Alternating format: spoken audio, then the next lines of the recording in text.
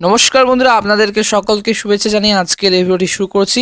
আনন্দবাজার পত্রিকা অনলাইন এই প্রতিবেদনে তোমাদেরকে সকলকে শুভেচ্ছা। ব্রিগেডে বুদ্ধদেবের বার্তা পাঠ করলেন মীনাক্ষী। রবি গানের ৮ শব্দে উজ্জীবিত সিপিএমের যুব সংগঠন। ব্রিগেড সমাবেশের একেবারে শেষে বুদ্ধদেব ভট্টাচার্য বার্তা পাঠ করেছেন ডিওআইএফআই এর রাজ্য সম্পাদক মীনাক্ষী মুখোপাধ্যায় শনিবার পাম এভিনিউতে গিয়ে এই বার্তা নিয়ে এসেছিলেন তারা। এবং ব্রিগেড সমাবেশে বুদ্ধদেব ভট্টাচার্যের বার্তা।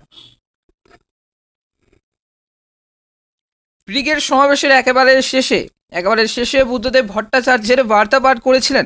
তবে ডিওআইএফআই এর রাজ্য সম্পাদক মীনাক্ষী মুখোপাধ্যায় শনিবার পাম এভিনিউতে গিয়ে এই বার্তা নিয়ে এসেছিলেন তারা। বুদ্ধদেব বার্তা দিয়েই শেষ হলো রবিবারের ব্রিগেড। তবে এই যে মীনাক্ষীর নিজের ভাষণ দেওয়া হয়ে গিয়েছিল আগেই, রবিবার ব্রিগেডের শেষে শেষ বক্তা ছিলেন সিপিএমের রাজ্য সম্পাদক মোহাম্মদ সেলিম। তার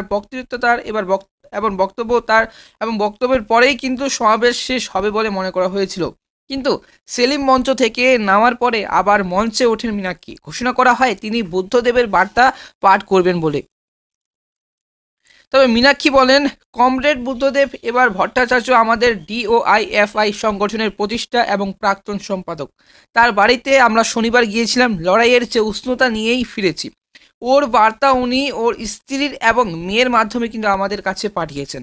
এটাই আমাদের লড়াইয়ের ডাক, এটাই আমাদের ডিওআইএফআই এর উজ্জীবিত করেছিল।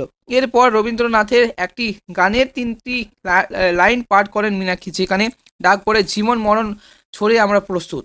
বুদ্ধদেবের যে বার্তায় বলা হয় এটাই ডিওআইএফআই এর। সুতরাং ব্রিগেডের যে সমাবেশ সাফল্যমণ্ডিত হবে, প্রাক্তন মুখ্যমন্ত্রীর বার্তা কিন্তু এই যে পাঠ করেন এবং পাঠ করে মীনাক্ষী বলেন যে আমরা আমাদের প্রাক্তনী সংগঠনের সুস্থতা কামনা করছি। উল্লেখ্য, ব্রিগেডের রবীন্দ্র গানের যে রবি ঠাকুরের গানের যে 3টি পংক্তি কিন্তু এই যে মীনাক্ষী পাঠ করলেন, তা আমরা নতুন যৌবনের দূত।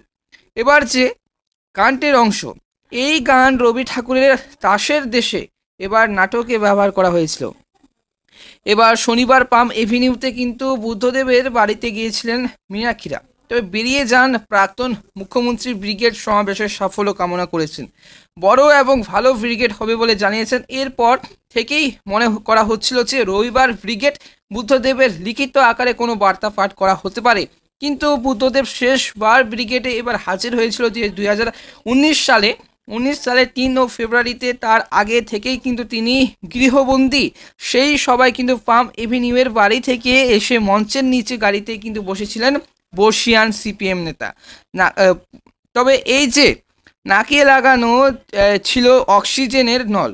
তবে মিনিট 15 থেকেই কিন্তু ফিরে গিয়েছিলেন বাড়িতে। তারপরে 2021 সালের ভোটের সময়ের বুদ্ধদেবের একটি অডিও বার্তা কিন্তু প্রচার করেছিল সিপিএম।